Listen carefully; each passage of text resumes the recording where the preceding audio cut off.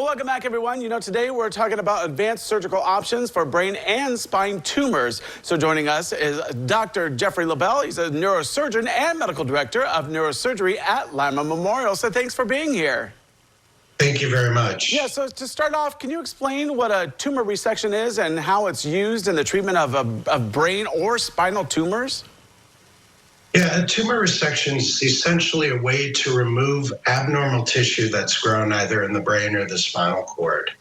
Oftentimes, people have various forms of cancer or develop what we call primary brain tumors, require removal of that tissue because it's either pressing on normal structures or structures that are essential for movement, thinking, or they can even create seizures. Yeah, so you mentioned tumors. So what types of tumors typically require surgical removal? And also, how do you determine whether resection is the right option? That's a great question because not every tumor requires removal, namely because it's either in a location that is not safe to take out, or it's in a location where somebody may benefit from other treatment modalities.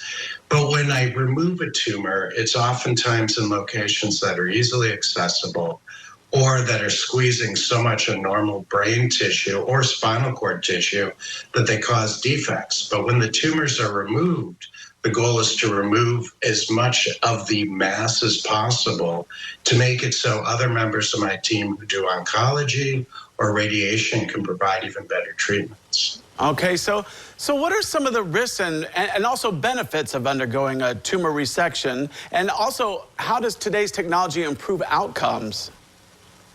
That's another great question.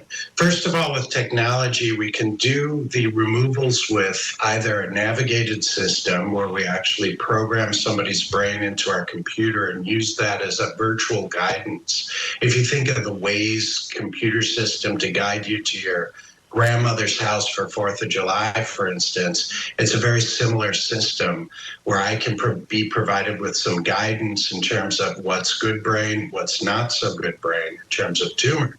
Another way at times we treat these tumors and remove them is we can actually give a chemical that can allow the tumor to illuminate under special lights, providing further guidance. Wow, that's definitely fascinating. So for someone who's maybe received a diagnosis and maybe feeling overwhelmed, what would you say are the next steps? Again, it depends on what the cause of the tumor is. It depends on how they're being affected.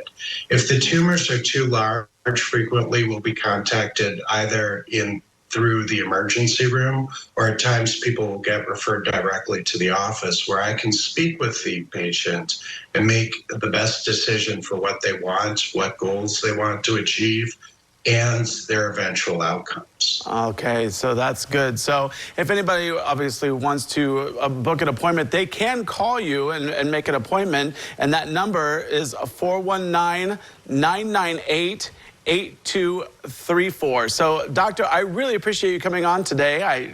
Thanks so much. Thank you. It was my pleasure. All right, well, don't go away because we have more when we return.